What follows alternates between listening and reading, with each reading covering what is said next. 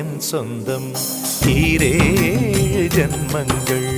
உன் வார்த்தை இது போதும் வேண்டாமே சொர்க்கங்கள்.